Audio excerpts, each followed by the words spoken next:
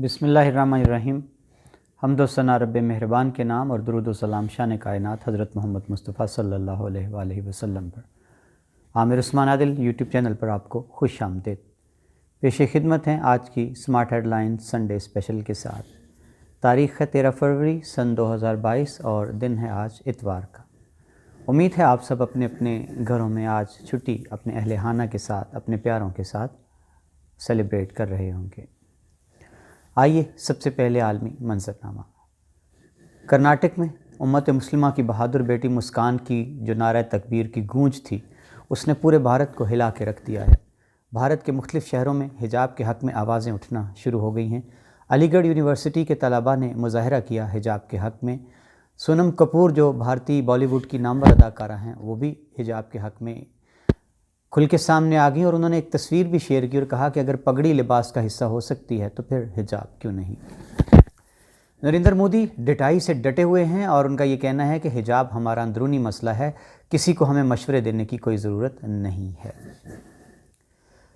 यहूदी मुसलमानों का रूप धार कर किबला अव्वल में दाखिल होने का इंकशाफ हुआ है।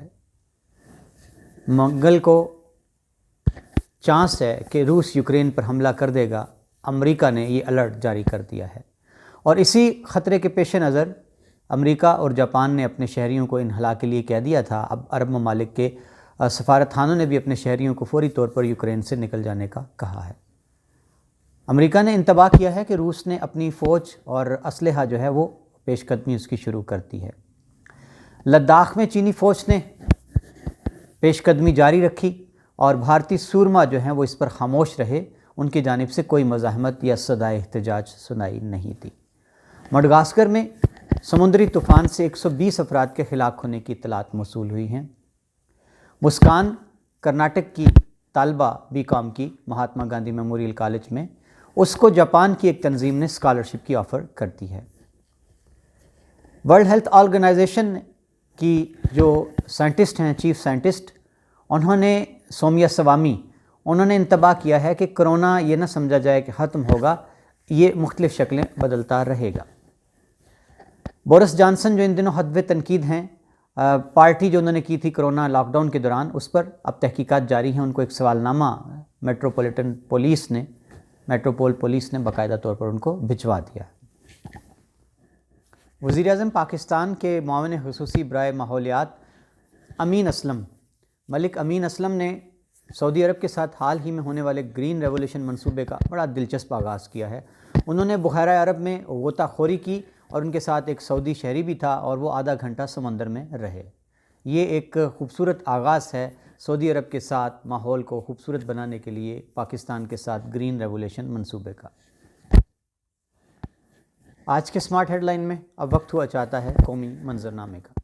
सिंध असम्बली ने एक बिल मंजूर कर लिया है जिसके तहत तलबा यूनियंस की सरगर्मियों पर पाबंदी हटा ली गई है।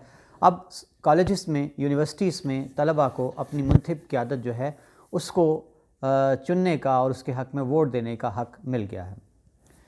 बिजली मज़ीद हुकूमत ने 3.10 रुपये फ़ी यूनिट महंगी कर दी है और शहरियों का कहना है कि ये अब नाकाबिले बर्दाश्त हुआ चला है।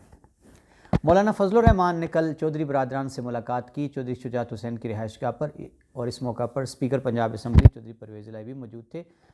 मौलाना को चौधरी बरादरान ने कहा जी कि पहले अपोजिशन आपस में तो फैसला कर ले कि उन्होंने करना क्या है।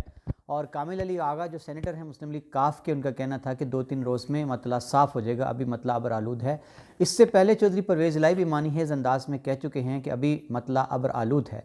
तो कामिल अली आगा का ये कहना कि 2-3 रोज़ में मतला साफ़ हो जाएगा। ये गुमान किया जा रहा है कि चौधरी बरादरान इस इंतज़ार में हैं कि ये वाज़ेह हो जाए कि क्या इस्टेब्लिशमेंट जो है वो उसका झुकाव किस तरफ है, तो वो भी फिर अपना वोट उसी पलड़े में डाल देंगे। आज चौधरी बरादरान के साथ मियाँ शहबाज शरीफ की एक बड़ी मुलाकात मुतवक्को है और सियासी माहौल खासा गर्म है और बड़ी हलचल है ईवान इक़्तिदार में। कहा यह जा रहा है कि पीपल्स पार्टी और नून लीग मिलकर अदम एतमाद की तहरीक लाने जा रहे हैं वज़ीर-ए-आज़म के ख़िलाफ़, और काफ लीग को ये यकीन दहानियाँ कराई जा रही हैं कि इस सूरत में आपकी वज़ारत उज़्मा की लॉटरी भी निकल सकती है। बलूचिस्तान में नेटवर्क बेनकाब किया और उसके ख़िलाफ़ हम लड़ रहे हैं दहशतगर्दों का। आर्मी चीफ़ ने अपने अज़म का इजहार किया है कि वतन के दिफा के लिए ना पहले कभी हम पीछे हटे हैं और आइंदा भी किसी कुर्बानी से दरेग नहीं करेंगे। PIA نے احتجاج کیا ہے کہ جو حکومت نے غیر ملکی ایئر لائنز کو ڈومیسٹک پروازوں کی اجازت دے دی ہے، اس سے PIA کو نقصان ہوگا۔ انہوں نے اس فیصلے پر نظر ثانی کی اپیل کر دی ہے وزیر اعظم پاکستان عمران خان سے۔ انکشاف ہوا ہے بلوچستان میں جو حالیہ دہشت گردی کی لہر آئی ہے، اس میں ایران کی سرزمین پاکستان کے خلاف استعمال ہوئی ہے، اور اب حکومت پاکستان نے فیصلہ کیا ہے کہ وہ بھرپور انداز میں ایران کی حکومت سے احتجاج کرے گا، حقائق ان کے سامنے رکھے گا اور مطالبہ کیا جائے گا کہ اس سلسلے کو روکا جا سکے۔ یہ تھا آج کے سمارٹ ہیڈ لائن میں قومی منظرنامہ۔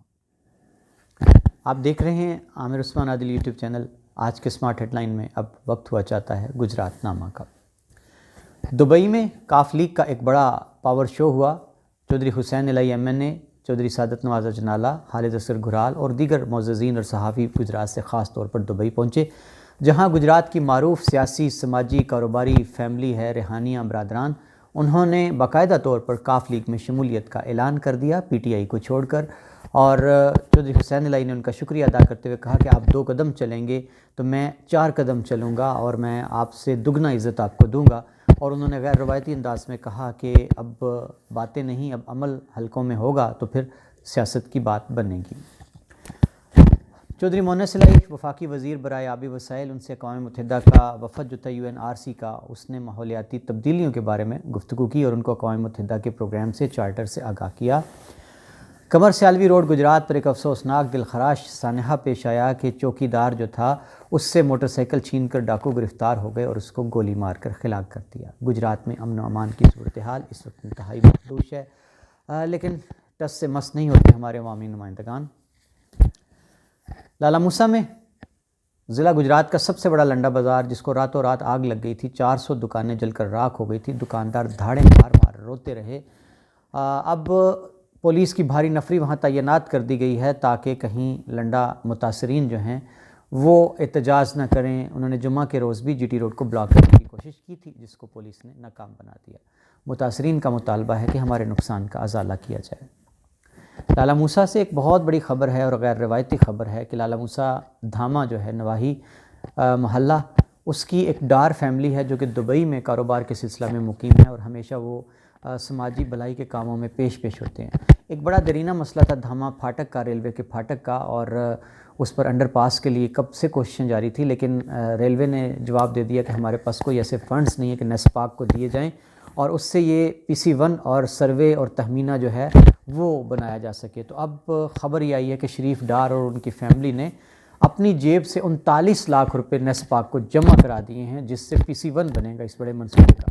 سوال یہ ہے کہ جو کام آج کے دور میں بھی ریاستوں کے کرنے کے ہیں، جو عوامی نمائندوں کے کرنے کے ہیں، وہ اگر عام کاروباری لوگ اپنی جیب سے کروانے پر مجبور ہیں تو یہ ایک لمحہ فکریہ ہے۔ لیکن ہم یہاں ڈار برادران کی اس جذبہ انسانیت کو، انسانی بھلائی کو، اپنے وطن سے محبت کو سلوٹ کرتے ہیں، سلام پیش کرتے ہیں۔